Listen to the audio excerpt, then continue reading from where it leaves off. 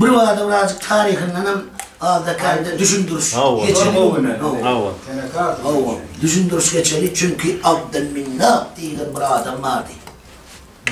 Abdülminnah diyen adam Mekke'nin açarını satın alan şol ilki.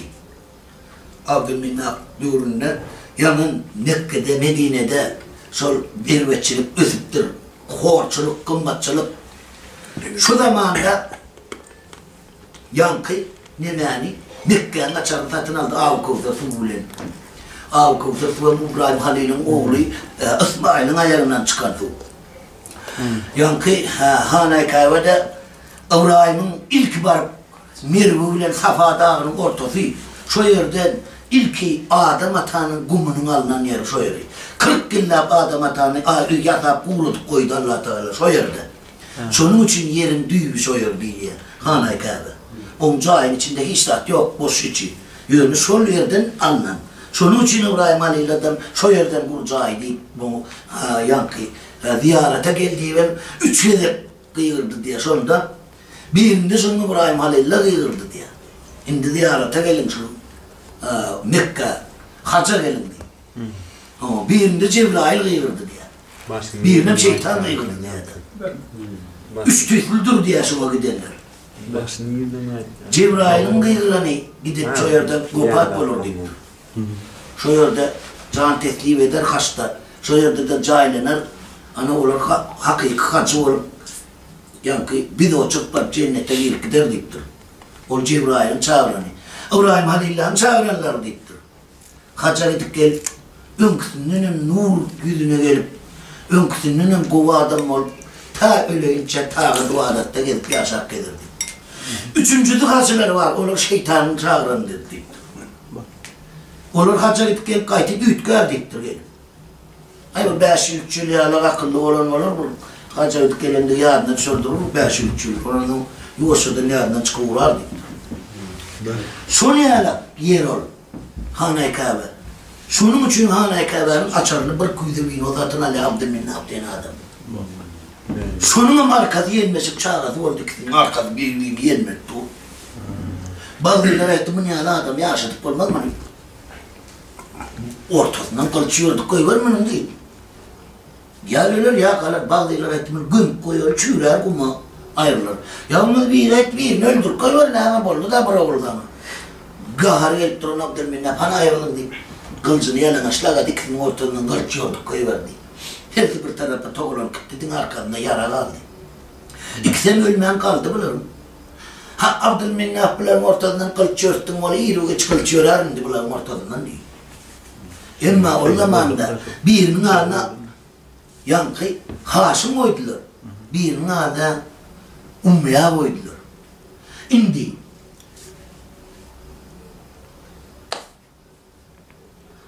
Ummiya'nın oğlu Harp. Harp'ın oğlu Süfyan. Süfyan'ın oğlu Muaviye. Muaviye'nin oğlu Yedi. Kerbela'da Mehmet Hasan Mahmud'u öldürdüm sor. Haşim oğlu Abdülmuttalip. Abdülmuttalip'nin oğlu Abdullah. Abdullah da Muhammed Peygamber oldu. Bu oğlu Ebu Talib. Ebu Talib'den yedire talibden Mehmet Hasan Mahmud'u. Bir ne hilek oldu Abdülmuttalip. Şimdi Haşim'e verdi Suvi. Anay Kayvan Suni. Avkavzır Suvi. Onu da pul taşlıya gelen, ziyarete gelenler. Ummiya verdi. Ummiya yankı ekidlerin. Ummiyatına verdi Hanay Kayvan'ı. Onun butlar doğru içinde Lat diyen butlar, Minat diyen butlar, herkes atlar var artık, standan var, böyle. Ona hepsine pul koyardılar, gelen, ziyarete gelenler. Şunların pulundan ummiyalar alıp doğdu. Şimdi Haşim Medine'den öğrendi. Çünkü Medine ekerancılık. Mekke'de sevda edaymadan başka ekin yok. Şunun için Medine'den öğrenirdiler, karındaşlar olur yani. Medine'nin sevda ailenirdi. Medine'nin kartarmadan öteden değerliğine kayıtmalı. Kızıl Deniz'e yakın olduğu Mekke. Mekke'den değerliğine Medine'ye gelden Medine tutturup geri otaylarda ilgi var, içki var, hem de ardından Şunun üstünden aylanmadan sevda yolu, ipek yol şunun üstünden geçiyor. Şunun için köplenç ya kıyılarını verirdiler Medinelilere, ya Medinelilerden öğlenirdiler. Haşım'a Medinelilerden öğlenip doğrayın. Bunun Medine'ye giden de Çotay'da yolda mirgı kezenine dedi var, Haşım dinleden geçti doğrayın. 7 yaşlıca oğlu kaldı.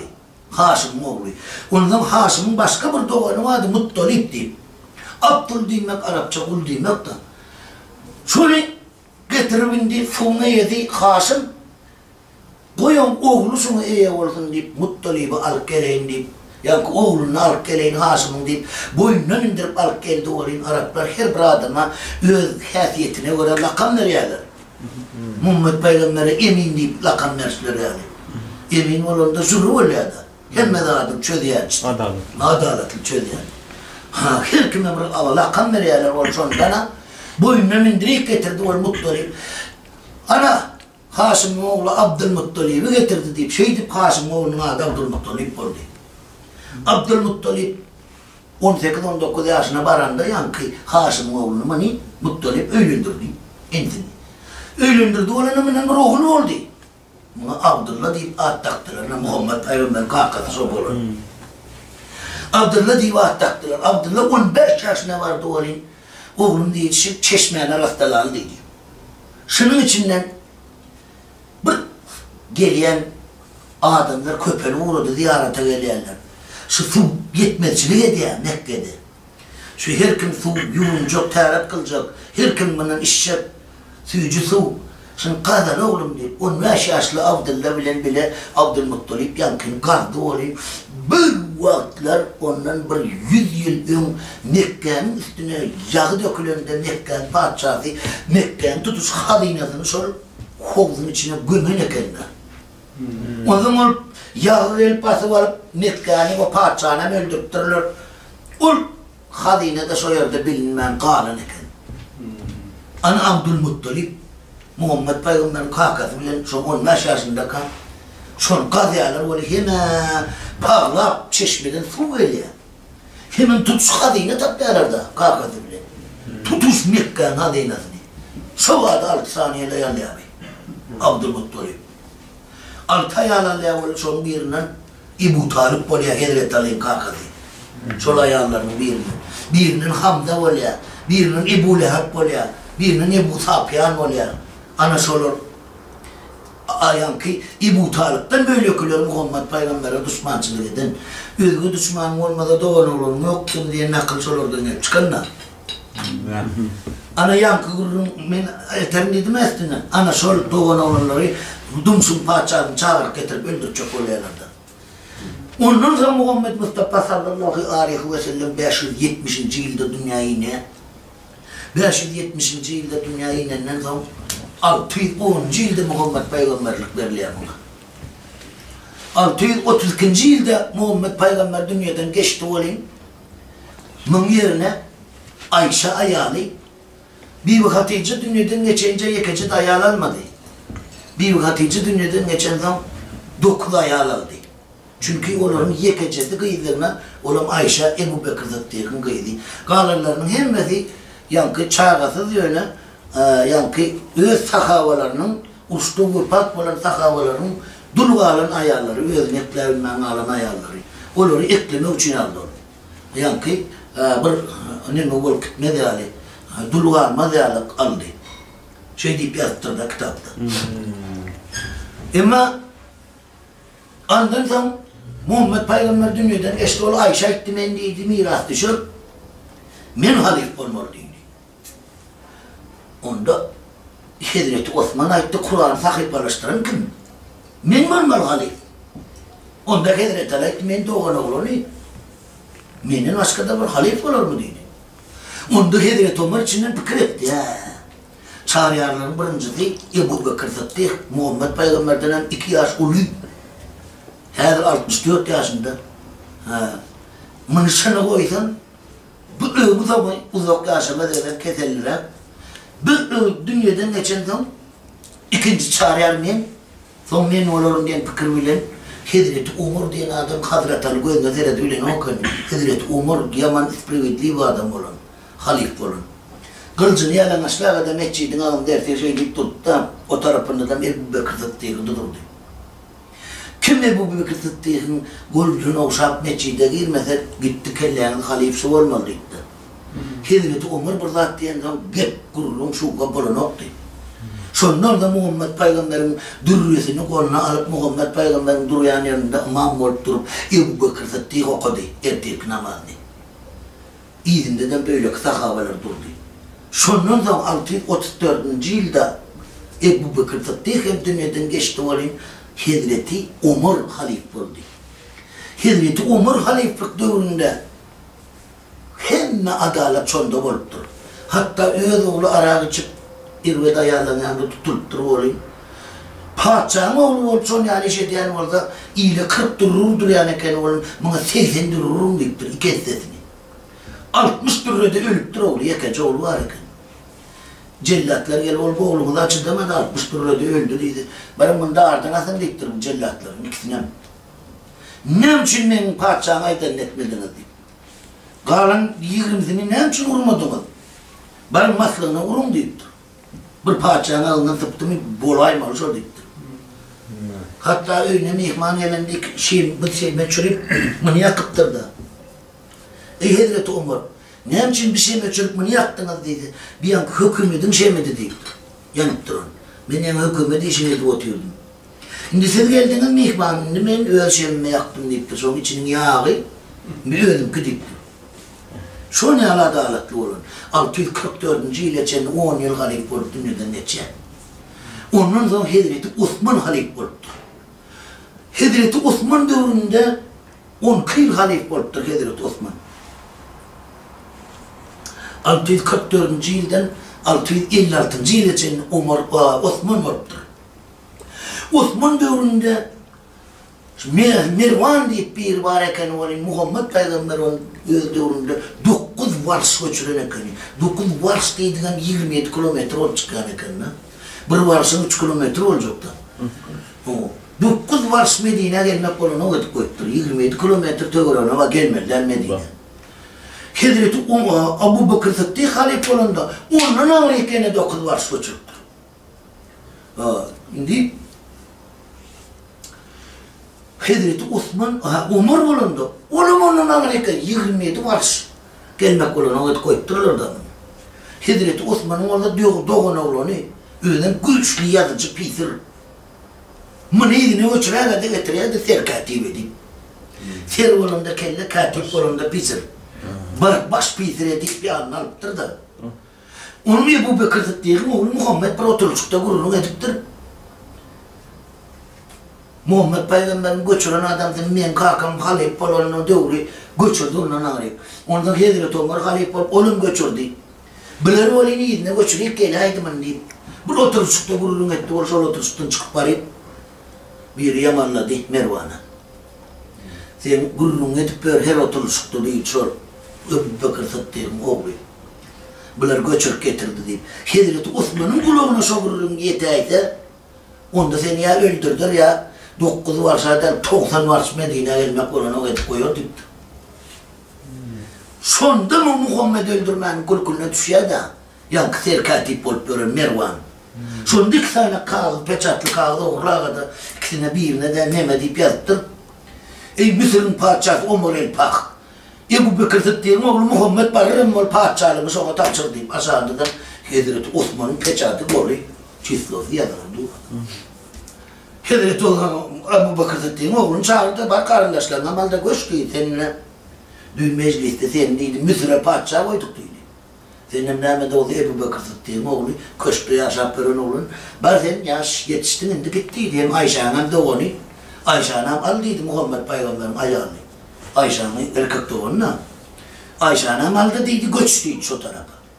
Hem de ilk özümür var, en son bunları ayarlar, son çağıranlar deyip 200 tane eskerini alıp bir yöre doğru böyle çaparın bir yerini çağırıp tizdin tiz. Bak Ömer el-Pak'a deyip 2. kağıdı verdi. 2. kağıdı onu nizaca deyip yazılıyor. Ebu Bekir Sıddık'ın oğlu Muhammed Barrıoğlu yanındaki adamlar bilen özüne hemmesini öldürmeli. Dağardan asman diye aşağıda da Hazreti Osman'ın peçadı kağıdı hemmesi oluyor. Hemen çiftli oldu yazılıyor. Ulu padişahı da yak Osman. Ana, bunlar kayıttı küydatlısı bilen oluyor. Değil mi? Yolda deyince alal deyip bir dağın kemerinde aylanıp deyince alıp oturdular, ayak yola çıkan oluyor da adı oluyor, gördü bir bu toplap. Hazreti Osman diyor, düşüyordu, öyle bizim geleyen tarafımızda nereye? Bizim barayan tarafımızda var ya, yönü bizden gizlenip böyle aylanıp geçip var ya. Ay bari tutum değil. 200 atlı var, bu pırdaşı tuttular oğlum. Kim sen? Ay ben planı. Ay niyelik var ya, ay bari yaz. Niyelik var ya, namaydın o? Ay bari yaz da dedi. Hani bağırlan dedi. Saçının tarına çeni verdiler, vallahi yok da. Hiç de yok. Hani atın var lan, atın var lan. Hep sağ ayağı, ön ayağının sağ tarafındaki nal teyde kakılıptır dedi. Koparım dedi. Kılıç dokağa kadar alır koyverdi, o aşağında kattı orada. Hatacı bokak orada olun, Ebu Bekir Sıddık'ın oğlu Muhammed Barır olun, yanı Mostar'la olun, bağırın dağardan asman deyip yazılı aşağında da Medret Osman'ın oğlu. Gepe böyle kanav deyip hırriyedine vuruldu da şurada. Hırriyedine vurulup, bu gururumları aytmamın sebebi, ne için Hedret Ali'nin oğullarını Hovarış devleti öldürdü. Şunun düğünü düşündürecek oluyor. Ne için düşman olundukları. Yoksa Muhammed Peygamber'in altını öyle Müslüman olup öldürme de var. Ne için düşman olunduklarını açacak oluyor. Hırriyedine vuruldu. Gene kadar o ne parçanın oğlu yaşap öğren çocuk koçkul içinde. Gıpırda barip girdi. Bu tarafta Hedret Ali tüyüyor. O tayda Handan Mölü'yü de oturuyor. Ayağını açıkta Süleyman Tarz oturuyor. Bursa'dan yan Mervan oturuyor. Buradan yadan var. Tamam. Hazreti Osman diyor. Muhammed Peygamber'in oturan kürsüsünde oturup Muhammed Peygamber'in ulunun rahmet durresi elinizde durdu. Size bir savalım var. Ne mi savalım var? Hiç günahı yok yerinden bir yakşıdan kalan perdendi ölüme vursa şu yurdun parçadan Müslüman parçası oldu. Şu parçanın cezasını emedik durur.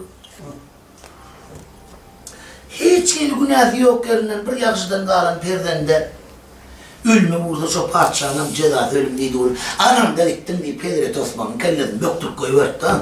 Bu kırdık diyeyim oğlum. O kavuturun Kur'an'la sıçrak kıttı ağırları. Hazreti Osman'ın. İkinciyi yan böyle kılıp diye tutup bana öldürecek oldular. Hazreti Ali öldürtmedi. Han durum değildi bu. Ne mi oldu düşünceli? Ne için öldürdün? Ne hatı değildi. Hatı açıp o kalkordular. O hakikaten şöyle yadırdı. Mervan tuttular. Sen yazdın mı? Abi yazdıydım. Ben yazdım değildi. Mervan şey sıktı ortadan. Birazcık kovlukmadık ola, kaharlanmadık ola, çözülüşürken onu oğurlandırdım, bilince onu bir yazdıydım, ben yazdım deyip dur o kellesi kopardım. Ana, şeydi Hazreti Ali geçti halifliğe 644. yılda, ya 654. yıl, 654. yılda Hazreti Ali halife oldu olayım, Hazreti Osman'ın doğumları, Muaviye, yankı Damask'ı her kıdımçın çakı yankı Damask'da parça olvatıydı Muaviye. Şam mescitlerinde Hazreti Osman'ın kanını kaynaklarını asıp koyup Hazreti Ali'nin öz eli var. Özü halife olacak o 4. çağrıya olan adam özü halife olacak olup Ebu Bekir Sıddık'ın oğluna Hazreti Osman'ı öldürdün Hazreti Ali'nin özü deyip 170.000 boşun toplayıp İliş Nebi'ye edip Hovarış tiresinden ödüm toplayıp yürüye de buna Hazreti Ali taraf çalışa. Hazreti Ali 5 yıl oluyor halif. 660. yılda 4 yıl oluyor. 4 yıl halif oluyor. 660. yılda koşun çocuk vardı oraya. İlkiler Müslüman ne yaptı o şey? Burada uruş olmadı onun sonra vaka kan döküşüklü güçlü savaşlara vardılar diye. Bir. O zaman da Müslüman memleketlerinin forayan yerlerini alıp gördük. Gündoğu tarafı Hatay'ın cimmişlerinde kılıç çarpıyor. Müslüman memleketlerinin. Günbatı tarafı Palestina'nın üstünden geçip Libya'nın batı varıp Yani Alжir'den geçip Libya'nın batı var, Tunus'u batı var, Marokko'nun batı var. Gibraltar boğazından Tarık ibn Ziyad diyen adam, Gibraltar çoğadı. Tarık'ın geçidi demek de Arap dilinde olur. Geçit Tarık, yani Tarık'ın geçen yeri. Yani Gibraltar boğazından Tarık ibn Ziyad diyen adam geçip İspanya'nın port şehirlerini tele bilen kartta şehrini basıp alıp Müslümançılığı öğütüyor. Demirgazık Günbatar tarafları yani Türkiye'nin üstünden Gresya'nın üstünden aylanıp böyle yakını Adzarya'da Attipar'dır Gruzya'nın üstünde kılıç çarpıyor. Demirgazık taraflar bu taylarını basıp alıp yokarlar Kazakistan'dan geç gitti. Güneydoğu Günbatar tarafı Afrika'nın cümbüşlerinde Kızıldeniz'den geçip Sudan o yerlerini basıp alıyor. Şunlar ablonu güçlü. Muhammed Peygamber'in arzı bu değil. Orta yer denizin taşını Müslüman etmek. Orta yer denizin taşını Müslüman etse onda dünya yüz Müslüman olmalı değil. Çabuk Sotay'da İtalya, Fransa, Kart'ta şolan bir ağzı bir olan oldular. Ona mı alacaktılar? Ama o zamanda olayım, düğünde savaş başlandı. Bir bilen. Bu 171 mertebe savaş oldu. Şu 660. yılda. Sonunda ahir Hidret Kızıl Köyü'nün eğdi olayım. Mavi'ye burada devletti koşullarına. Hidret Kızıl Köyü'nün eğdi değil. Şimdi hemen Kur'an'ın listlerini yırtında Naydan'ın uzunu dürtüp ortada Kur'an var. Ne öldürseniz de öldürün. Olmasa bir daha size kılı çok deyip durun deyip ıhlan etti olayım. Hemen Kur'an saklap durdular şöyle Kur'an'ın listlerini alıp. O hovarış diyen tire, vahşi diyen manini veriyor, hovarış diyen söz. Öyle. Yani bizde sağır diyen de sağır renkin manisini veriyor ya er diyen de pelvan adamın sağırı dayı manini veriyor. Olur da hovarış diyen sözün manisi, vahşi diyen manini veriyor. Şu vahşi tiresi, Muhammed Peygamberimiz de olur Kureyş tiresi. Arapların böyle onu tek ezarıp denen olurdu da böyle da. Şu en gaydusuz, en molla, en soğuk tiresi, çok hovarış tiresi kendine. Muhammed Peygamber'e has uyup ağızlarını yıllık roza saklap görürlerim şu hovarış tiresinden. Yankı, şu hovarış tiresi Hidret Ali'nin koşununda yarak taşlattı. Hidret Ali basıp var yaka. Sonunda Hidret Ali ne için men basacak bolup durkan siz yarak taşladınız deyip öz koşunun içinden 3000 tane avraylı mertebeli adamlarını havarış tiresinden çıkarıp alıp kendisinin öz zilpikarına özü kellesini kesti. 3000 adamın. Ben yenecek bolup durkan ne için siz yarak taşladınız deyip öz koşun. Ana şu yerde hovarış diyen tire, vahşi diyen tire değil, Hazreti Allah'a düşman oldu. Hazreti Allah'a düşman oldu, olur Muhammed Peygamber'e düşman değil, olur Müslüman. Hemen tertiplerini yerine getirip böyler. Hazım Müslüman ayetip, Muhammed Peygamber'e uyup böyler. Yani şu Hazreti Allah'ın şu eden hareketi için bana düşman oldular, hovarış diyen tire değil, Arapların. Ondan sonra onun kala savan etmeletti de Maviye. 400 adam Muaviye tarafından Umar el-Pak, Mısır'ın padişahı dili vardı da şu Umar el-Pak'ni 400 adamın kaleye başlık edip belledi. Hidret Ali tarafından 400 adam bana da Abdullah diye bir yigiti başlık edip bellediler. 800 adam dağına, bayrağın anırına geçmeli. Şu 800 adamı çözmeli. Hidret Ali galip olmalı mı? Muaviye galip olmalı mı? 800 adamın hemmesini Mavi'ye halif olmalı diydirtti da yankı. Umar el-Pak dili vardı da geplemene yoktu onundan. 800 adamın havası yankı doğru Hidret Ali 400 laf bize eden nemesi yok. Mavi'ye olayım hemen yer verecek halif olamdan. Yurtlar paylap verecek Araplar hemen yerde pekimlik sürüyor. Araplar sürüyor deyip de. Her yurdun padişahı, basıvalan yurtlarımızın padişahları, vezirleri Arap olmalı deyip ilan etti de. Mavi'ye. Sonundan da Mavi'ye böyle onlar orada silahı birinci deyip de. Şu 400 adam katlaşan 800 adam ilkincilerin biri var, padişah var gitmeli. Uzak yurtları, ovadan yurtları deyip şey deyip Muaviye halif olmalı deyip el kaldırıp tavan ettirdi da. Şeydi 660. yılın ahirinde Muaviye halifliğe geçti. Hazreti Ali'nin oraya bir kopa diyen bir küçük yöneten yalacak etrafın birine padişahı koydular. Hazreti Ali'ni. Ama ondan sonra Muaviye oraya öz doğan oğullarının kardeşlerini Medine birine padişahı koydu. Yani ulu şehirlere, ulu yurtlara özünkilerden koyup çıktı. Hem meyreyi. Şeyde padişahlığı ile alan Muaviye çok zamanda Hovarş direti yığınak geçti. Muaviye de bizi aldadı değildi. Padişah koyacak, yurtlara uğratacak, sizi padişah edecekti. Hani padişah bulundu değil. Bunun da Muaviye anam öldürüldü, şu Umar el-Paham öldürüldü. Şu 400 adamı, 800 adamı söz verendiydi. Umar el-Paham öldürüldü, Muaviye anam öldürüldü. İlk ortada bize Hazreti Ali'm gerek kal, Hazreti Ali'm öldürüldü. İndika ayın, Ramazan ayının 18'inde öldürmeli diyen maslakatı geçeceğler 6 ay onunla. Şunda adam uğrattılar, oğlu Hazreti Ali gelen adam Abdurrahman deyip Hazreti Ali'nin bir kulu vardı işinde olayım. Şöyle bir evekliğine taptı Muhammed Peygamber. Şunu alma başına yeter deyse de, şunu döktüğüme tavşıray deyse de, yok ben öğünde saklap, ömrümden iyice vurduğum nandırda deyip, şöyle Abdurrahman'ı ulurdum, adam edip, iyidirip, içirip, giydirip, önünde sakladı. Sonu getirip gelip ağırdırdı da gelin Hovarş diretinden. Yine bir Hovarş diretinden bir kıyıdan getirip bana nikah edip verip yine ayarına malum değil. Bir Hovarş'la arasına açtan sana azar veren adam olmaz. Hazreti Ali'yi bir öldürsün diye. Öldü adam. Nerede öldüreyim? Özünden sonra dedi. Özünden hep sonra da dedi. Seni kaçan öldürüp olur. Mendine mescidin içinde öldürüp olur dedi. Mescidin içinde men endamı kovsu diyen neydi? Allah'ın önüne var kıyırında. Kalanın altından endamı şu katıdık taş. Yani çöydük diyen. Mescidin içinde orada deyip erteğin namazını okumada var kıyırında. Mescidin iç yüzünde durup ben kılıçından oraya da sonradan vardım Hazreti Ali. O da Ramazan ayın 18'i günü. Kılıçından şartında kılıç pörsünden geçip sonradan varım kesip. İkinci Nur oyuncağı olan Mahmut Sayın daha yerinden gelen kendileri tuttular ya. Oğlunları. Yani çağır mescitten taşınız. Ne ettim ben sana?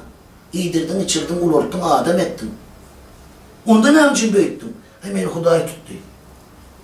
Beni öldürmedin, beni öldürüş aleti öldürün dedi. Ama Umar el-Pah'a varan adam Umar el-Pah şovun gelip kılıcı vurdu olan elini saklayıp yetişti da Umar el-Pah'ın elini kesti. İkinci Nur oyuncağı tutuvardılar. Muaviye şovun keserler çıkmandır. Bir varan şeyden var, Hovarş diretinden öldürmeli adam da yerine bıçak sokup varıp hani kulağını katı uğrattı da kendime katı tavşıran var. Yüreğinden sokuk koyuvardı, vezirini çıkaran de şovun. Ol baran adam Muaviye ben vezirimi tananık da şu padişahını öldürmeli padişahın kursusunda oturan veziri bıçakla koyuvardı. Şeydi birlikte kaldı, Hazreti dünyadan geçti. Anında şehirde tarihten ayrılıp kitabı geri uğradık. Şimdi nasıl Mahmut Sayın Destan başlanıyor da